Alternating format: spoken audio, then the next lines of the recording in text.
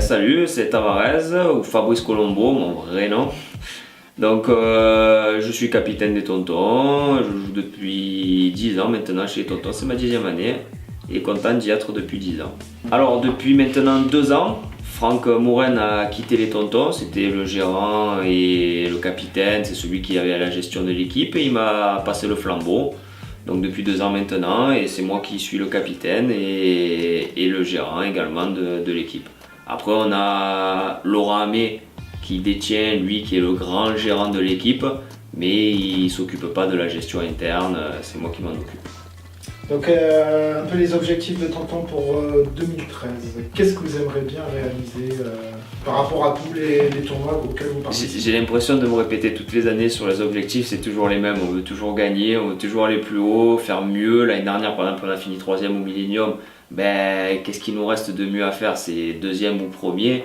Donc on va taper, on va se battre pour être toujours une marche plus haute que celle de l'année d'avant, enfin de l'année précédente.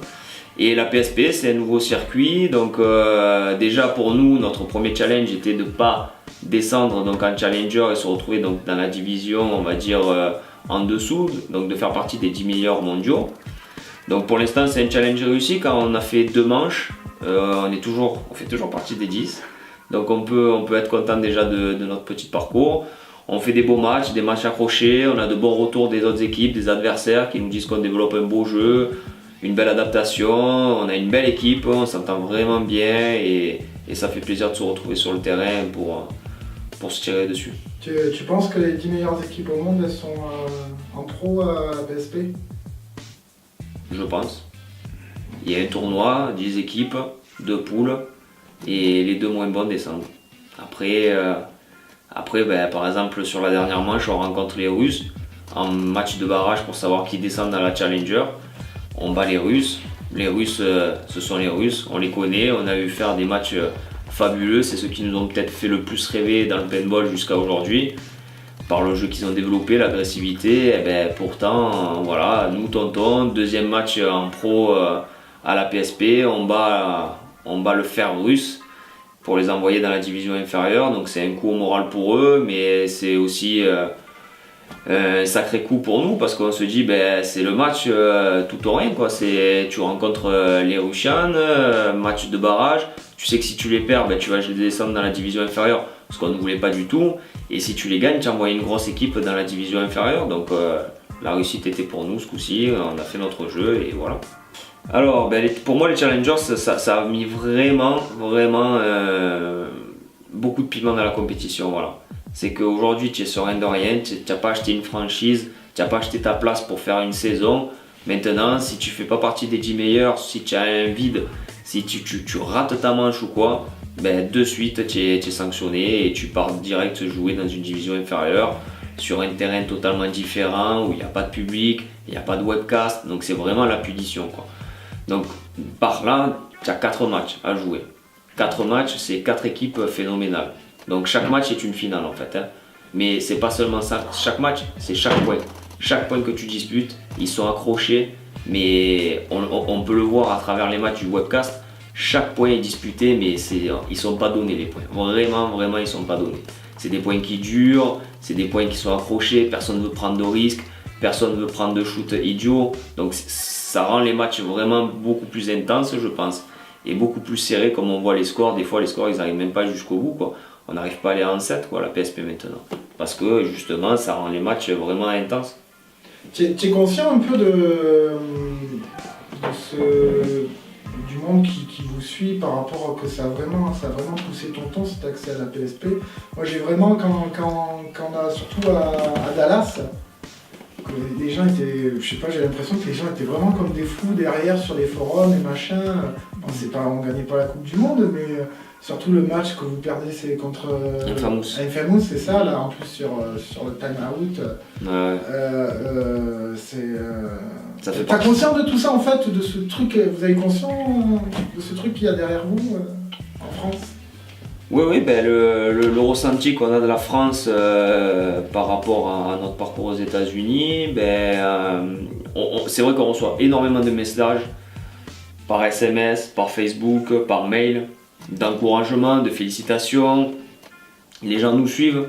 Ils sont dégoûtés pour nous quand on perd justement un match où c'était accroché, ils s'en mordent les doigts, ils nous disent on a failli avoir une crise cardiaque tellement que les matchs sont accrochés, on n'en peut plus, les matchs c'est horrible à voir parce qu'ils sont anxieux devant l'écran, donc quand on regarde ça on dit ah ouais d'accord, bon il y a du monde qui nous suit, et quand d'un coup on commence à avoir un peu des retours du webcast, ils disent à chaque fois que les Français y jouent, le webcast il coupe. Il y a écran noir pendant quelques secondes parce qu'il y a tout le monde qui se branche dessus pour regarder les Français jouer, et du coup ça met en croix le webcast pendant quelques temps. Donc ça fait plaisir parce qu'on se dit notre pari en fait d'aller aux États-Unis, parce que justement il y a le webcast et donc on va avoir un public et qui va pouvoir nous supporter et nous suivre outre-Atlantique, ça marche en fait notre pari de dire voilà, il y a quand même du monde qui nous suit. Donc nous ça nous donne beaucoup de motivation pour ça aussi. Et pour nos sponsors, c'est vraiment quelque chose de très bien. Je pense que les États-Unis nous apportent beaucoup en ce moment sur notre jeu, sur la réflexion sur notre jeu, la remise en question de notre façon de jouer, de la façon de se tenir derrière l'obstacle, savoir quand est-ce qu'il faut pousser, quand est-ce qu'il faut plutôt rester en vie, la communication. Cette année, on développe une grosse communication entre les joueurs sur le terrain. Plutôt que d'essayer de pousser à la tête, à rentrer dans le mur pour dire je vais rentrer. Là maintenant on essaie de poser un peu plus le jeu, de se dire je vais peut-être jouer avec mon coéquipier pour lui demander peut-être ce que j'ai besoin, ou si c'est le temps vraiment, si c'est le moment où il faut que je perce ou s'il faut que j'attende, parce que de l'autre côté on a réussi à passer et ça sert à rien que je prenne une bille à la con, quitte à mourir et perdre par mon côté, donc il faut que je reste en vie. Je laisse mon côté faire un peu du dégât, tant il va shooter mon gars en face, et après c'est moi qui vais grignoter. Et puis je pense qu'on a un jeu plus safe aujourd'hui, plus raisonné, plus calculé, plus maîtrisé. Et c'est bien parce que c'est ce qu'on essaie de développer, et quand on voit aujourd'hui les équipes qui vont en finale, c'est des jeux comme ça qui mènent à la victoire, Pourquoi aujourd'hui on s'est séparé des deux Américains? Tout simplement parce que on ne pouvait pas se permettre de s'offrir deux bons joueurs à laisser sur un banc. Voilà. Il y avait dans le choix de leur demander de quitter l'équipe, c'était sportif et au niveau du budget. C'est-à-dire qu'au niveau du budget, ça nous coûtait trop cher pour avoir deux joueurs, on va dire, assis sur un banc. Et sportif, c'était, on va dire, du gâchis de laisser deux bons joueurs comme ça sur un banc, alors qu'ils pourraient jouer dans une autre équipe et apporter à une autre équipe. Voilà, on estimait qu'ils n'avaient pas le niveau suffisant pour remplacer les joueurs sur le terrain. Après on a un coach qui est Pascal et qui choisit justement qui joue pas. Dans sa tactique, il est prévu ce schéma-là de jeu et ça lui donne raison. Donc voilà, la décision a été prise dans l'ensemble de l'équipe, par l'ensemble de l'équipe, et voilà.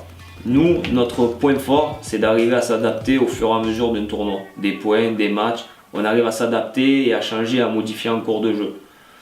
Grâce à Pascal justement qui arrive à avoir des choses et qui nous permet justement de rectifier, et grâce aux joueurs qui ont la faculté de pouvoir le faire en cours de match aussi, en cours de jeu. De se dire voilà, d'un coup on change ça, ou on permute les joueurs. Donc ça c'est bien pour un coach et c'est bien pour les joueurs de pouvoir être capable de faire ça. Ça nous donne une plus grande flexibilité et justement de pouvoir rectifier plus rapidement les erreurs, ou pouvoir gagner un match, parce que voilà, on a besoin de ça au moment présent. Qu'est-ce que Pascal il se retrouve à se dire qu'est-ce que j'ai dans les mains pour pouvoir contrebarrer ça et gagner les matchs, ou jouer en contre, ou être agressif, ou être défensif. Il faut que je tourne mon jeu comme ça, avec mon équipe comme ça. Je propose ça à mes joueurs, je leur dis voilà, on fait ça, et après c'est à nous de s'adapter et justement de faire le taf. Je pense que c'est notre force aujourd'hui et c'est ce qui nous permet de faire douter les grosses équipes là en ce moment. On fait jamais la même chose. Donc ça fout la merde. Parce que quand ils regardent nos tactiques sur nos matchs précédents, ils peuvent jamais être sûrs qu'on fasse la même chose après, parce qu'on change tout le temps. Tiens, comment tu le vois toi le paintball dans 10 ans? Avec des sabres laser.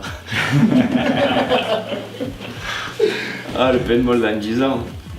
Comment tu le vois, comment tu penses qu'il sera et comment tu aimerais qu'il soit? Je dirais pas comme je pense qu'il sera. plus comme j'aimerais qu'il soit. J'espère simplement que le travail que fait la PSP avec Paintball Access permette justement à des marques hors paintball de rentrer sur le marché du paintball et de continuer de prendre le relais sur toutes les factories du paintball pour alimenter un peu le commerce et l'économie du paintball et relancer la machine pour retrouver un peu les années folles, on va dire. Qu'il y ait un peu plus d'argent dans le paintball qui arrive, quoi, juste de l'argent frais, quoi. Parce que le problème c'est qu'aujourd'hui le paintball est tenu seulement par les marques de paintball. Et c'est là qu'elle commence justement un peu à tirer la langue, à s'essouffler. Et c'est vrai que la bonne idée qui coûte cher pour l'instant à Paintball Access, puisqu'ils n'ont pas trop de retour financier là-dessus, c'est un pari qu'ils font de pouvoir justement médiatiser, promouvoir le paintball, faire en sorte de voir le paintball comme un vrai sport et justement d'attirer un peu les marques en dehors de ça, qui puissent justement alimenter. Ce sera bénéfique autant pour le paintball que pour les équipes, parce que demain, je dis n'importe quoi, mais Paintball Access marche, il y a vraiment des spots de publicité qui sont entre les matchs, tout ça. Ben, d'un coup, peut-être qu'une équipe comme nous qui faisons la PSP, on va pouvoir démarcher ici, je dis n'importe quoi, dans la boisson, dans l'after game ou dans toute autre chose, hors paintball, qui voudront justement nous sponsoriser parce qu'il y a de la parution devant tant de views. Qui suivent en direct nos matchs, il va y avoir une publicité, spot publicitaire comme si c'était à la télé en fait. Donc ça va être bénéfique, je l'espère, autant pour le marché du paintball que pour les équipes de paintball, pour redonner un peu de sang neuf et de fraîche.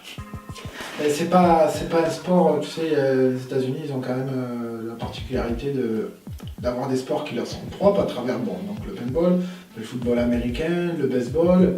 Est-ce que tu penses que c'est un sport qui puisse vraiment s'implanter aussi bien en Europe, aussi bien qu'est le, on va pas aller taper le foot, mais aussi bien qu'est peut-être le tennis, qu'est peut-être le basket?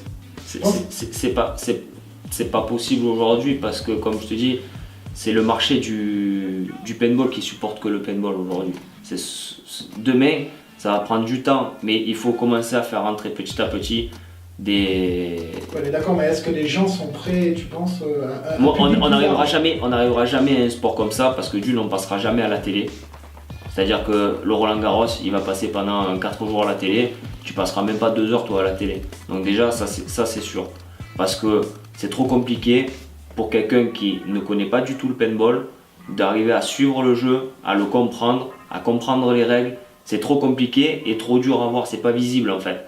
C'est-à-dire à moins que dans les années futures, dans les 10 ans à venir, on arrive à trouver un moyen pour le téléspectateur de comprendre et de voir le jeu, de voir les lignes de billes, de voir pourquoi lui il fait que croiser, pourquoi lui d'un coup il sort avec la main sur la tête alors qu'on a vu personne qui lui avait tiré dessus. C'est ça qui est compliqué en fait à comprendre.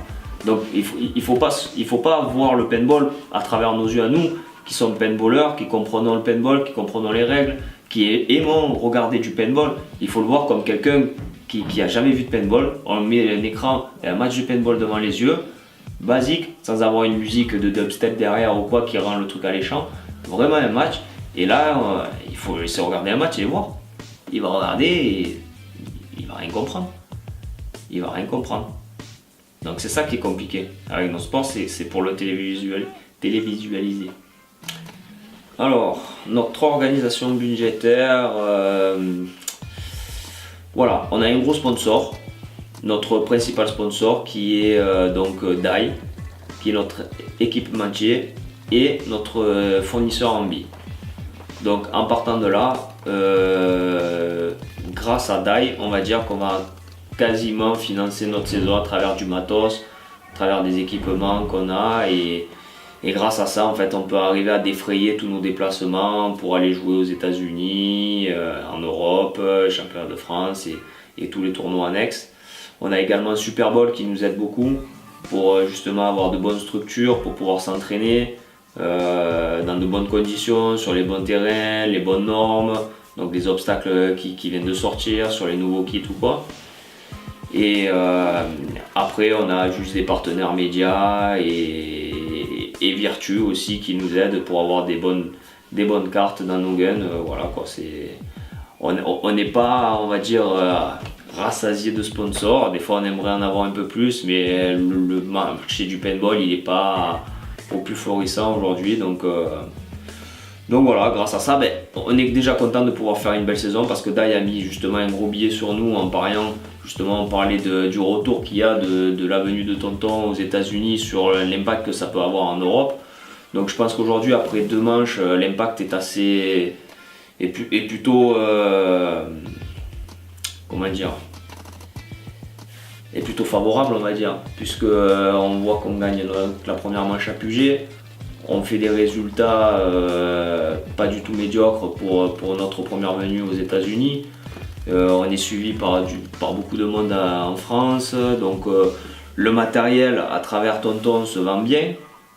Donc les gens sont fans de notre matos, de nos designs de DM13, tout quoi. Donc on peut dire que peut-être qu'on est une petite machine à vendre aujourd'hui, grâce à la promotion par le biais de tout ça. En fait, on arrive justement à permettre à Dai d'avoir un retour sur investissement. Et voilà. Moi je dirais pas qu'on est chanceux aujourd'hui. J'aime pas trop quand on me dit, par exemple, tu as de la chance de faire ça ou tu as de la chance de faire ça. Aujourd'hui, je dis à mes joueurs, estimez-vous heureux d'avoir ce qu'on a. Voilà. Je dis ça. On a de la chance d'avoir ce qu'on a aujourd'hui en budget, sponsor, la chance de pouvoir voyager, de faire plein de tournois, d'avoir la vie qu'on a aujourd'hui.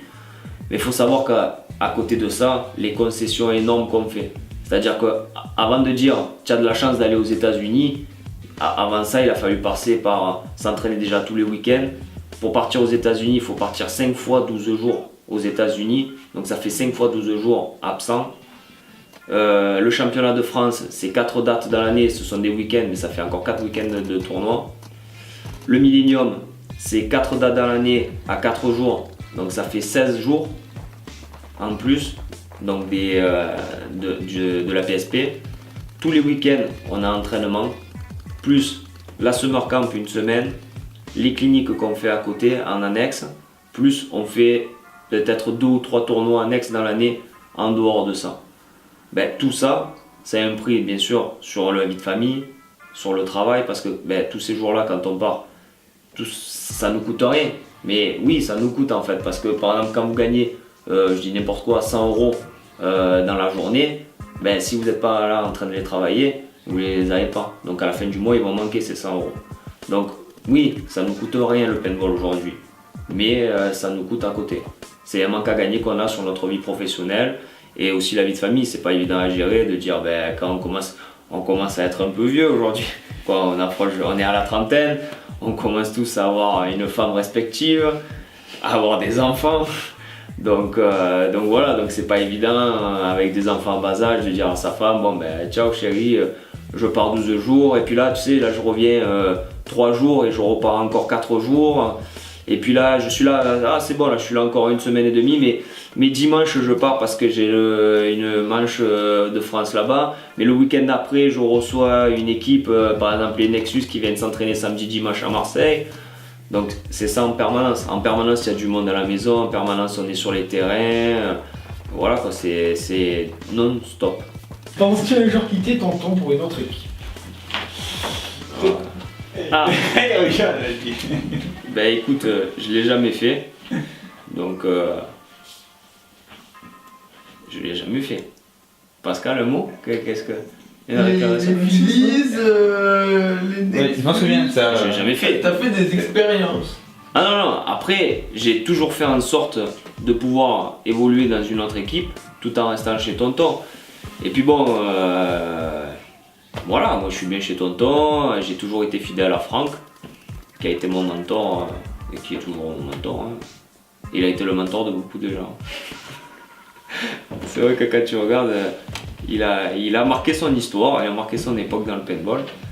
Et voilà, j'ai toujours voulu être fidèle à lui. Et puis bon, quand il s'est proposé l'époque les Phillies, il a été là pour que je reste justement dans la marque la même que Tonton, donc Smart Part à l'époque, donc pour que je puisse continuer à jouer en Europe avec les Tontons et aux États-Unis avec Philly.